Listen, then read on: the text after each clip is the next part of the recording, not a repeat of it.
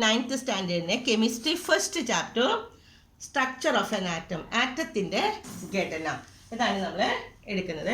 അതിൽ നമ്മൾ ആറ്റത്തിനെ കുറിച്ച്, മോളിക്യൂൾസിനെ കുറിച്ച് ആദ്യം പറഞ്ഞു തുടങ്ങി, പിന്നെ ആറ്റത്തിനെ കുറിച്ചാണ് പറഞ്ഞത്. ആറ്റത്തിൻ്റെ കുറെ കൺസെപ്റ്റ് പറയുന്നു. ഡാൾട്ടൺ തിയറി പറയുന്നു അല്ലേ, ഡാൾട്ടൺ ആറ്റോമിക് തിയറിനെ കുറിച്ച് പറഞ്ഞു.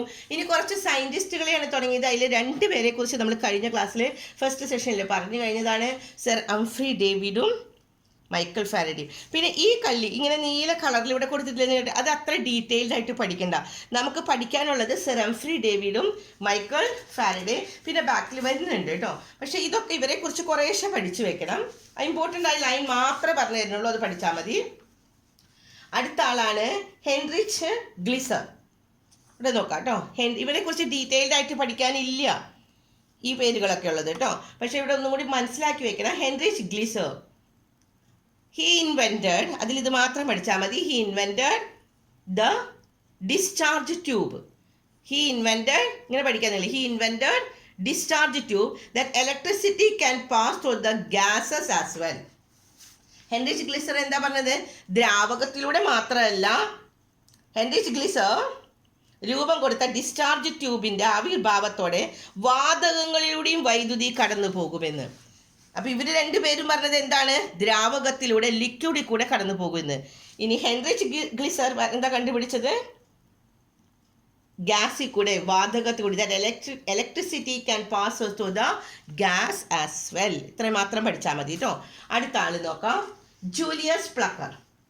ജൂലിയസ് പ്ലക്കറിൻ്റെ ഫസ്റ്റ് ലൈനെ പഠിക്കാനുള്ളൂ. Electric current passes through the gases at very low pressure. നമ്മളിവിടെ പറഞ്ഞു, ഹെൻറിച്ച് ഗ്ലിസർ പറഞ്ഞു എന്തെന്ന്? ഗ്യാസിൽ കൂടെ കടന്നു പോകുമെന്ന്. ഇനി ജൂലിയസ് പ്ലക്കർ കണ്ടുപിടിക്കാൻ അതിനേക്കാളും കുറച്ചും കൂടി മാറ്റം വന്നു. എന്താണ്? Gases at a very low pressure ആണ്. This is known as electric discharge. What is electric discharge? Electric discharge കണ്ടുപിടിച്ചത് ആരാണ്? ജൂലിയസ് പ്ലക്കർ ആണ്. വളരെ താഴ്ന്ന മർദ്ദത്തിലാണ് വാതകങ്ങളിൽ കൂടെ വൈദ്യുതി കടന്നു പോകുന്നതെന്നും ഇതിനെ വൈദ്യുത ഡിസ്ചാർജ് എന്ന് അറിയപ്പെടുന്നു. ഇതാരാ കണ്ടുപിടിച്ചത്? Julius plucker. പിന്നെ ഇതിലൊന്നും ഡീറ്റെയിൽ ആയിട്ട് പഠിക്കണ്ട കേട്ടോ. ഇനി അടുത്ത ആളാണ് വില്യം ക്രൂക്സ്. വില്യം ക്രൂക്സിനെ കുറിച്ച് പറയുന്നത്, വില്യം ക്രൂക്സ് അതിലെ ഫസ്റ്റ് ലൈൻ പഠിക്കാനുള്ളത്. In 1875 William Crookes conducted some experiment using modified form of Glisser's discharge. ഗ്ലിസറിൻ്റെ ഇവിടെ നമ്മൾ പറഞ്ഞു, ഗ്ലിസറിൻ്റെ ഡിസ്ചാർജ് ട്യൂബ് കണ്ടുപിടിച്ചില്ലേ, അതിൻ്റെ ഒരു modification which help in the clarification of nature of the gas. ഗ്യാസിൻ്റെ നേച്ചർ അയാൾ കണ്ടുപിടിക്കുകയാണ്. കിട്ടിയോ? ഗ്ലിസറിൻ്റെ ഡിസ്ചാർജ് ട്യൂബിനെ നവീകരിച്ച് വില്യം ക്രൂക്കേഴ്സ് നടത്തിയ പരീക്ഷണങ്ങളിൽ വാതകങ്ങളുടെ സ്വഭാവത്തെക്കുറിച്ച് കൂടുതൽ വ്യക്തത നൽകിയെന്ന്. പിന്നെ നമുക്ക് ഇവിടെയാണ് ഈ ലാസ്റ്റ് ഭാഗത്തിൽ പഠിച്ചാൽ മതി, ഇത് പഠിച്ചാൽ മതി കേട്ടോ. The discovery of the facts, ഇവിടെ തുടങ്ങി കേട്ടോ. Discovery of the fact such as atoms can be divided and the atoms are made up of extremely minute sub atomic particles smaller than atoms. ആറ്റത്തിനെ ഡിവൈഡ് ചെയ്യാൻ പറ്റുമെന്നും ആറ്റത്തിനെ വിഭജിക്കാൻ പറ്റുമെന്നും ആറ്റങ്ങൾ അതിനേക്കാൾ സൂക്ഷ്മമായ സബ് ആറ്റമിക് കണങ്ങൾ കൊണ്ട് നിർമ്മിതമാണ് എന്നാണ് ആര് കണ്ടുപിടിച്ചത്? വില്യം ക്രൂക്സ് കണ്ടുപിടിച്ചത്. കിട്ടിയില്ലേ? അപ്പോൾ ഇവർ 2 പേര് മാത്രം നമുക്ക് ഡീറ്റെയിൽഡ് ആയിട്ട്, സർ ഹംഫ്രി ഡേവിഡും മൈക്കൽ ഫാരഡേയും. ഇതിനെക്കുറിച്ച് പോയിന്റ്സ് മാത്രം പഠിച്ചാൽ മതി കേട്ടോ. ഹെൻറിച്ച് ഗ്ലിസറും Julius Plucker and William Crook. ഇനി അടുത്ത പേജിലും ഉണ്ട് കേട്ടോ, കുറച്ചും കൂടി സയൻറ്റിസ്റ്റുകളെ കുറിച്ച് നമുക്ക് പഠിക്കാനുണ്ട്. നോക്കാം, ഈ പേജിലും ഈ നീല കളറിൽ കൊടുത്ത ഈ പേജ്, അത് ശരിക്കും നമുക്ക് ഡീറ്റെയിൽഡ് ആയിട്ട് പഠിക്കാനില്ല. നേരത്തെ പഠിച്ച പോലെ തന്നെ നമ്മൾ അതിൻ്റെ മെയിൻ പോയിന്റ്സ് മാത്രം പഠിച്ചാൽ മതി, അവരെന്താ കണ്ടുപിടിച്ചെന്നുള്ളത്. യൂഗൻ ഗോൾഡ്സ്റ്റീൻ. എന്താണ് യൂഗൻ ഗോൾഡ്സ്റ്റീൻ കണ്ടുപിടിച്ചത്? He was the scientist who recognized the presence of positive charge in the gases by conducting the discharge tube experiment. Discharge tube experimentൽ തന്നെ പോസിറ്റീവ് ചാർജ് കണ്ടുപിടിച്ചു. പോസിറ്റീവ് ചാർജ് ഉണ്ടെന്ന് ഇവിടെ നിന്നാണെങ്കിൽ ശരിക്കും പഠിച്ചാൽ മതി, ഇത് മാത്രം കേട്ടോ. In 1886 ഒരു ലൈനെ പഠിച്ചാൽ മതി. In 1886 he produced anode rays using discharge tube ഉപയോഗിച്ച് ആനോഡ് റേസും and found the presence of positive charge by studying the features of anode rays. 1886 discharge tube ഉപയോഗിച്ച് ആനോഡ് രശ്മികൾ ഉണ്ടാക്കുകയും അതിൻ്റെ സവിശേഷതയെ കുറിച്ച് പഠിച്ച് പോസിറ്റീവ് ചാർജിൻ്റെ സാന്നിധ്യം ഇവിടെ കണ്ടെത്തുകയും ചെയ്തു എന്ന് മലയാളം മീഡിയക്കാർക്ക് ഇവിടെ കേട്ടോ. ഇനി അടുത്ത ആളാണ് വില്യം റോൺട്ടിജൻ. എന്താണ് വില്യം കണ്ടുപിടിച്ചത്? അടുത്ത വില്യം റോൺട്ടിജൻ്റെ the experiment conducted by William Roentgen using the Crookes discharge tube led to the discovery X ray on 8 November 1895. അപ്പോൾ ഇങ്ങനെ നിങ്ങൾ പഠിച്ചാൽ മതി. വില്യം റോൺട്ടിജൻ എന്താണ്? ദ ഡിസ്കവറി ഓഫ് എക്സ്റേ എന്താണ്? 8 നവംബർ 1895. ആ ലൈൻ പഠിച്ചാൽ മതി കേട്ടോ. വില്യം റോൺട്ടിജൻ്റെ എന്താ ഡിസ്കവറി ചെയ്തത്? എക്സ്റേ ആണ്. 8 നവംബർ 1895. 1995 നവംബർ 8 എക്സ്റേയുടെ കണ്ടുപിടുത്തം ആര് ചെയ്തത്? William Roentgen. പിന്നെ ലാസ്റ്റ് ഒരു ലൈൻ പറയണം. നമ്മൾ എക്സ്റേ എന്തിനാണ് ഉപയോഗിക്കുന്നത്? X ray is widely used in the medical science, industry and the construction field. വൈദ്യശാസ്ത്ര രംഗത്തും വ്യാവസായിക നിർമ്മാണ രംഗത്തും എക്സ്റേ നമ്മൾ ഉപയോഗിക്കുന്നത്. അപ്പോൾ എക്സ്റേ കണ്ടുപിടിച്ചത് ആരാണ്? വില്യം റോൺട്ടിജൻ. ഡേറ്റ് എന്നാണ്? 8 നവംബർ 1895. അപ്പോൾ ഇത്രയും പേരെക്കുറിച്ച് നമുക്ക് ഡീറ്റെയിൽഡ് ആയിട്ട് പഠിക്കാനില്ല കേട്ടോ. അതേക്കുറിച്ചൊക്കെയാണ് നമ്മൾ പറഞ്ഞു. ഹെൻറിച്ച് ഗ്ലിസറും പിന്നെ നമുക്ക് വന്നത് വില്യം ക്രൂക്സ് അല്ലേ? ഹെൻറിച്ച് ഗ്ലിസർ, വില്യം ക്രൂക്സ്, പിന്നെ നമുക്കിവിടെ വരുന്നത് യൂജൻ ഗോഡ്സ്റ്റെയിൻ, വിൽഹം റോൺട്ടിജൻ, പിന്നെ ജൂലിയസ് പ്ലക്കർ കേട്ടോ. ഇവരെക്കുറിച്ചൊക്കെ നമ്മൾ ഓരോ സെൻറ്റൻസുകളെ പഠിച്ചിട്ടുള്ളൂ. നമ്മൾ ഡീറ്റെയിൽ ആയിട്ട് പഠിച്ച് 2 പേരെ കുറിച്ച് പഠിച്ചു കഴിഞ്ഞു. സർ ഹംഫ്രി ഡേവി, നന്നായിട്ട് പഠിക്കണം കേട്ടോ. Michael Faraday. ഇനി അടുത്ത പറയുന്നവർ നമുക്ക് ഡീറ്റെയിൽഡ് ആയിട്ട് പഠിക്കാനുള്ളതാണ്. That is J Thomson. J Thomson important ആണ്. എന്താണ് ജെ തോംസൺ കണ്ടുപിടിച്ചത് നോക്കാം. He proved that J Thomson proved that ഇവിടെ തുടങ്ങി കേട്ടോ. He proved that the rays originating from the cathode are made up of negatively charged particle. He also made it clear that this particle possess mass and energy. അതിൽ എന്തുണ്ടെന്ന്? മാസും ഉണ്ട്, എനർജിയും ഉണ്ടെന്ന്. Discharge ട്യൂബിലെ കാഥോഡിൽ നിന്ന് വരുന്ന രശ്മികൾ നെഗറ്റീവ് ചാർജുള്ള കണങ്ങളാണെന്ന്. കാഥോഡിൽ നിന്ന് വരുന്ന നമ്മൾ നേരത്തെ ആനോഡിനെ കുറിച്ച് പറഞ്ഞു. ഇപ്പോൾ കാഥോഡ് വന്നു. കാഥോഡിന് നെഗറ്റീവ് ചാർജ് ആണുള്ളതെന്ന് അദ്ദേഹം തെളിയിക്കുകയാണ്. ഈ കണങ്ങൾക്ക് മാസും ഉണ്ട്, എനർജി ഉണ്ട്, ഊർജവും ഉണ്ടെന്ന് വ്യക്തമാക്കി. ഇത്രയുമാണ് ജെ തോംസനെ കുറിച്ച്. അപ്പോൾ ജെ തോംസൺ എന്തിനെക്കുറിച്ചാണ് പറഞ്ഞത്? കാഥോഡിൽ നിന്ന് വരുന്ന ഡിസ്ചാർജ് ട്യൂബിലെ ആനോഡും കാഥോഡും അതിലെ കാഥോഡിൽ നിന്ന് വരുന്ന രശ്മികൾക്ക് നെഗറ്റീവ് ചാർജ് ആണെന്ന് അയാൾ കണ്ടുപിടിച്ചത്. Made up of negatively charged particles ആണെന്ന്. And it is clear that these particles possess mass and energy. പിന്നെ ഈ പാരഗ്രാഫിലാണ് നമുക്ക് പഠിക്കാനുള്ളത്. അടുത്ത പാരഗ്രാഫിൽ വരുന്നത് കണ്ടോ, ഇവിടെ നിന്ന് തുടങ്ങി. in 1897 അവിടെ തുടങ്ങി കേട്ടോ. In 1897, the scientific world approved that the discovery of J.J. Thomson.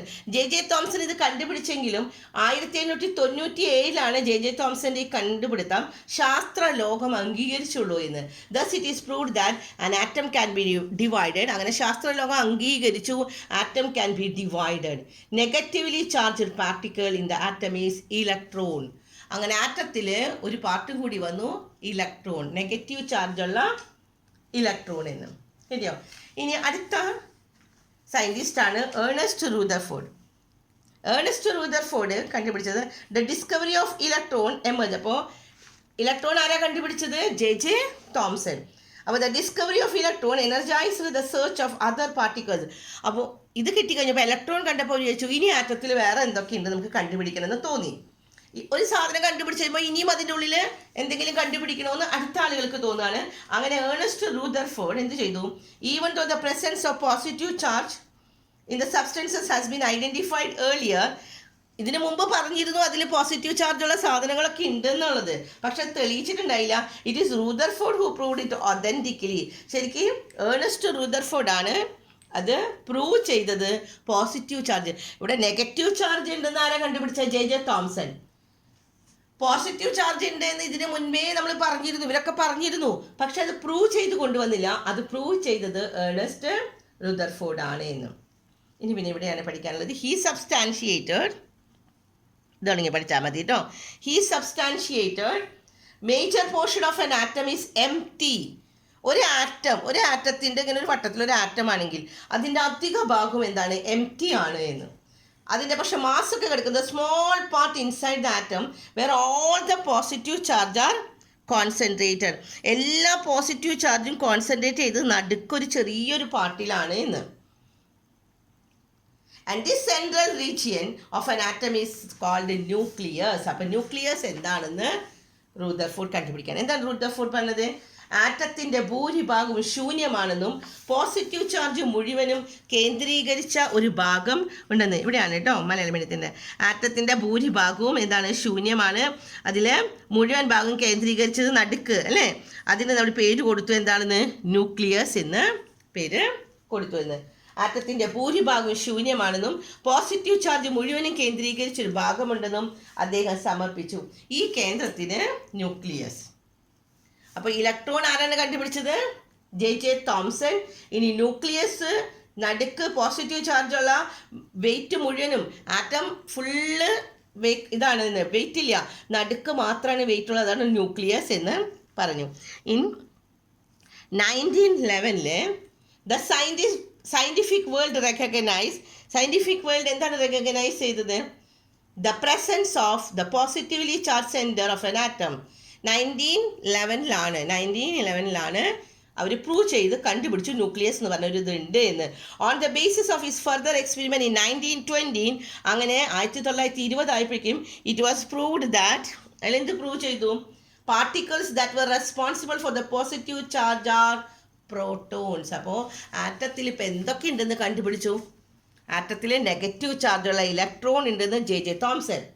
അത് കഴിഞ്ഞ് ഏർണസ്റ്റ് റുദർഫോർഡ് പറഞ്ഞു നടുക്ക് പോസിറ്റീവ് ചാർജാണ്, അപ്പോൾ അതിന് പ്രോട്ടോൺ. വെയിറ്റ് മുഴുവനുമുള്ള സെൻട്രൽ പാർട്ടിനെ, പോസിറ്റീവ് ചാർജുള്ള സെൻട്രൽ പാർട്ടിൽ ന്യൂക്ലിയസിൽ എന്തുണ്ടെന്ന് പറഞ്ഞു? പ്രോട്ടോൺ ഉണ്ടെന്ന് കണ്ടുപിടിച്ചു. പോസിറ്റീവ് ചാർജുള്ള പ്രോട്ടോൺ. ഇനി അടുത്തത് ഇവിടെയും കൂടി പഠിക്കാനുണ്ട്. It is determined that mass of the proton is equal to the mass of the hydrogen atom.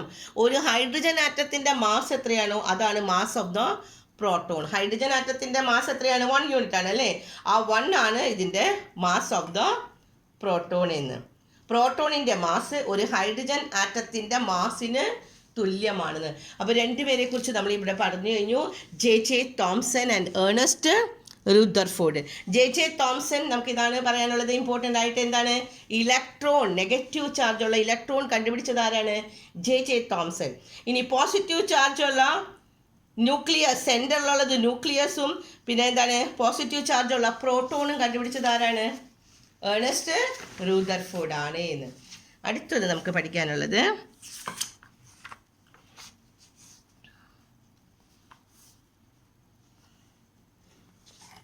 നോക്കാം. ജെയിംസ് ചാഡ്വിക്ക് അടുത്ത ആളാണ് കേട്ടോ. ജെയിംസ് ചാഡ്വിക്കും നമുക്ക് ഡീറ്റെയിൽഡ് ആയിട്ട് പഠിക്കാൻ തന്നെ ഉള്ളതാണ്. ജെയിംസ് ചാഡ്വിക്ക് എന്താണ് കണ്ടുപിടിച്ചത്? ഇൻ 1891 തുടങ്ങി 1974 വരെയാണ് ജെയിംസ് ചാഡ്വിക്കിൻ്റെ പീരീഡ്. ഇവിടെ തുടങ്ങിയ പഠിക്കാനുള്ളത്. ഹി സയൻറ്റിഫിക്കലി പ്രൂവ്ഡ്, അയാൾ എന്താണ് proved scientifically? That inside the nucleus of an atom.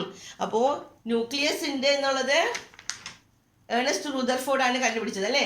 ആ ന്യൂക്ലിയസിൻ്റെ ഉള്ളിൽ inside the nucleus of an atom there are neutral particles having the mass equal to that of the proton.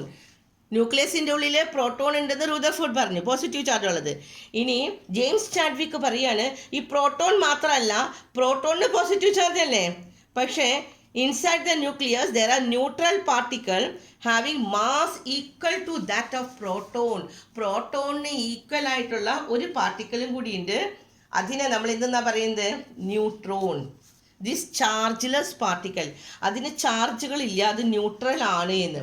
James Chadwick 1932 ആറ്റത്തിൻ്റെ ന്യൂക്ലിയസിൽ charge ഇല്ലാത്തതും എന്നാൽ പ്രോട്ടോണിനോളം mass ഉള്ളതുമായ ഒരു കണമുണ്ടെന്നും ശാസ്ത്രീയമായിട്ട് തെളിയിച്ചു. Charge ഇല്ലാത്ത ഈ കണമാണ് ന്യൂട്രോൺ എന്ന് പറഞ്ഞത്.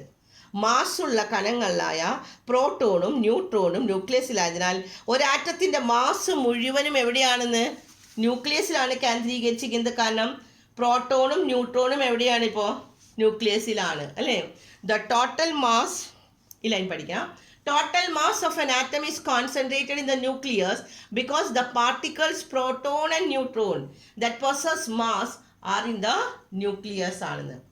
Atoms of all elements are made up of. അപ്പോൾ ഇപ്പം നമ്മളൊരു കൺക്ലൂഷനിലേക്ക് എത്തി. ജെയിംസ് ചാഡ്വിക്ക് ന്യൂട്രോൺ കണ്ടുപിടിച്ചു കഴിഞ്ഞു അല്ലേ. കഴിഞ്ഞ ഇതിൽ നമ്മൾ പറഞ്ഞു ഇലക്ട്രോൺ ആരാണ് കണ്ടുപിടിച്ചത്, കഴിഞ്ഞ പേജിൽ പറഞ്ഞു ജെ തോംസൺ. പിന്നെ റൂദർഫോർഡ് ആണ് പ്രോട്ടോൺ ന്യൂക്ലിയസ് എന്നൊക്കെ പറഞ്ഞു നമ്മൾ. അപ്പോൾ ആറ്റത്തിൻ്റെ all elements are made up of the particles, namely 3 particles ആണ് ആറ്റത്തിലുള്ളത്. ഏതൊക്കെയാണ്? Electron, proton and neutron. അതിൻ്റെ 3ൻ്റെയും ഫീച്ചേഴ്സ് ആണ് നമുക്കിവിടെ ഡീറ്റെയിൽഡ്. ഇലക്ട്രോൺ എവിടെയാണ്, പ്രോട്ടോൺ എവിടെയാണ്, ന്യൂട്രോൺ എവിടെയാണ് നമുക്ക് ഡീറ്റെയിൽഡ് ആയിട്ട് പഠിക്കാം. The features of the electron, proton and neutron. ഏതൊരു മൂലകത്തിൻ്റെ ആറ്റങ്ങൾ നിർമ്മിച്ചിരിക്കുന്നത് പ്രധാനമായിട്ടും ഇലക്ട്രോൺ, പ്രോട്ടോൺ, ന്യൂട്രോൺ എന്ന കണങ്ങളാണെന്ന്. അപ്പോൾ ഇവയുടെ സവിശേഷതകൾ ഇത് പഠിക്കുക കേട്ടോ. എന്താണ്? ഒന്നാമത്തത് ഇലക്ട്രോൺ. ഇലക്ട്രോണിന് നെഗറ്റീവ് ചാർജാണ് ഉള്ളതെന്ന്. പിന്നെ അതിൻ്റെ മാസ് ഈസ് വെരി ലെസ്, വളരെ കുറവാണെന്ന്. പിന്നെ അടുത്ത എന്താണ്? Seen outside the nucleus. ന്യൂക്ലിയസിൻ്റെ പുറത്താണ് ഇലക്ട്രോൺ ഉണ്ടാകുക എന്ന്. കിട്ടിയ 3 നെഗറ്റീവ് ചാർജാണ്, mass is very less, mass തീരെ കുറവാണ്, പിന്നെ എന്താണ്? ന്യൂക്ലിയസിൻ്റെ പുറത്തായി കണക്കാക്കപ്പെടുന്നു. ഇങ്ങനെ 3. ഇനി മാസ് ചെറുതാണെന്ന് പറഞ്ഞാൽ എത്രയാണ് ചെറുതെന്ന് പറയുന്നത്? ഹൈഡ്രജൻ ആറ്റത്തിൻ്റെ മാസിൻ്റെ എത്രയാണ്? 1837 ഒരു ഭാഗം 1/1837 part of the mass of the hydrogen. അപ്പോൾ നോക്കി 1837 ഭാഗമുണ്ട്. അതിലെ ഒരു ഭാഗം എന്ന് പറഞ്ഞാൽ വളരെ ചെറിയൊരു ഭാഗമല്ലേ. അതാണ് ഇവിടെ പറയുന്നത് മാസ് ഈസ് വെരി ലെസ്. അപ്പോൾ 3 പോയിന്റ് പഠിച്ചാൽ മതി നിങ്ങൾ. ഏതാണ്? ഫസ്റ്റ് വൺ നെഗറ്റീവ് ചാർജ് ആണ്, mass is very less, mass കുറവാണ്, nucleus seen outside the nucleus, ന്യൂക്ലിയസിനെ പുറത്തായിട്ട് കാണപ്പെടുന്നു. ഇനി രണ്ടാമത്തത് പ്രോട്ടോൺ. പ്രോട്ടോൺ എന്താണ്? നമ്മൾ ഇലക്ട്രോൺ നെഗറ്റീവ് ആണെങ്കിൽ പ്രോട്ടോൺ എന്താ ചാർജ്? പോസിറ്റീവ് ചാർജ് ആണ് അല്ലേ. Mass is equal that of hydrogen. ഇവിടെ ഹൈഡ്രജൻ ആറ്റത്തിൻ്റെ 1/1837 ആണ്. 1837 ഒരു ഭാഗം. പക്ഷെ പ്രോട്ടീൻ്റെ ഇതെന്താണ്? വെയിറ്റ്. പ്രോട്ടീൻ്റെ മാസ് ഹൈഡ്രജൻ ആറ്റത്തിന് തുല്യമാണ്, ഒരു ഹൈഡ്രജൻ ആറ്റത്തിന് തുല്യമാണ്. പിന്നെ seen in the molecule. Scene ഇത് ഇലക്ട്രോൺ ഔട്ട്സൈഡ് ആണ് ന്യൂക്ലിയസിൻ്റെ, പ്രോട്ടോൺ ന്യൂക്ലിയസിലാണ് എന്ന്. ദെൻ ലാസ്റ്റ് വൺ ന്യൂട്രോൺ ആണ്. ന്യൂട്രോൺ നമ്മൾ പറഞ്ഞു ചാർജ്ലെസ്. ഇതൊക്കെ നമ്മളിവിടെ പഠിച്ചു കഴിഞ്ഞതാണ് കേട്ടോ. ഈ 3 ഫീച്ചേഴ്സ് ഒന്നും കൂടി എടുത്ത് എഴുതിയിട്ടുന്നുള്ളൂ. ചാർജ്ലെസ് ആണ് എന്ന്, ചാർജ് ഇല്ല. പിന്നെ മാസ് ഹൈഡ്രജൻ ആറ്റത്തിന് തുല്യമാണ് എന്ന്. പ്രോട്ടോണിന് തുല്യമാണ് ന്യൂട്രോണും അല്ലേ. പ്രോട്ടോണിന് ഈക്വൽ ആയിട്ടുള്ള മാസ്സാണെന്ന് പറഞ്ഞിട്ടില്ലേ ന്യൂട്രോണ്. അപ്പോൾ പ്രോട്ടോണ് ഹൈഡ്രജൻ ആറ്റത്തിന് തുല്യമാണെങ്കിൽ ന്യൂട്രോണും എന്താണ്? ഹൈഡ്രജൻ ആറ്റത്തിന് തുല്യമാണ്. ഇനി ഇത് രണ്ടും എവിടെയാണ്? ന്യൂക്ലിയസിലാണ്. പ്രോട്ടോണും ന്യൂട്രോണും ന്യൂക്ലിയസിൽ ആണ് എന്ന്. അപ്പോൾ 3 സവിശേഷതകൾ വെച്ചാണ് ഇതിൻ്റെ പഠിക്കാനുള്ളത്. The features of the electron. അടുത്ത് നമ്മൾ പറയാണ് ആറ്റം ഈസ് ഇലക്ട്രിക്കലി ന്യൂട്രൽ ആണ് എന്ന്. ആറ്റം ന്യൂട്രൽ ആണ് എന്ന് നമുക്ക് തെളിയിക്കാനായിട്ട് ചാർജ്ലെസ് പാർട്ടിക്കിൾസ് ആണ് ആറ്റം. നെഗറ്റീവ്ലി ചാർജ് ഇലക്ട്രോണും പോസിറ്റീവ് ചാർജ് ആയിട്ടുള്ള പ്രോട്ടോണും ഉണ്ട് എന്ന് അല്ലേ. നെഗറ്റീവ് ചാർജുള്ള ഇലക്ട്രോണും പോസിറ്റീവ് ചാർജുള്ള പ്രോട്ടോണുകളും ഉണ്ട് എന്ന്. അപ്പോൾ അതുകൊണ്ട് ആറ്റം എന്താണെന്ന്? ഇലക്ട്രിക്കലി ന്യൂട്രൽ ആണ് എന്ന്. അടുത്ത ടോപ്പിക്കാണ് നമുക്ക്. അപ്പോൾ സയൻറ്റിസ്റ്റിനെ കുറിച്ചൊക്കെ കഴിഞ്ഞു കേട്ടോ. ഇനി റൂദർഫോർഡിനെ കുറിച്ച് നമ്മൾ നേരത്തെ പറഞ്ഞു കഴിഞ്ഞതാണ് അല്ലേ. റൂദർഫോർഡിന്റെ model of atom, the planetary model of atom, സൗരയുധ മാതൃക, അതാണ് നമുക്ക് അടുത്ത ക്ലാസ്സിൽ പറഞ്ഞു തരാം. ഓക്കെ.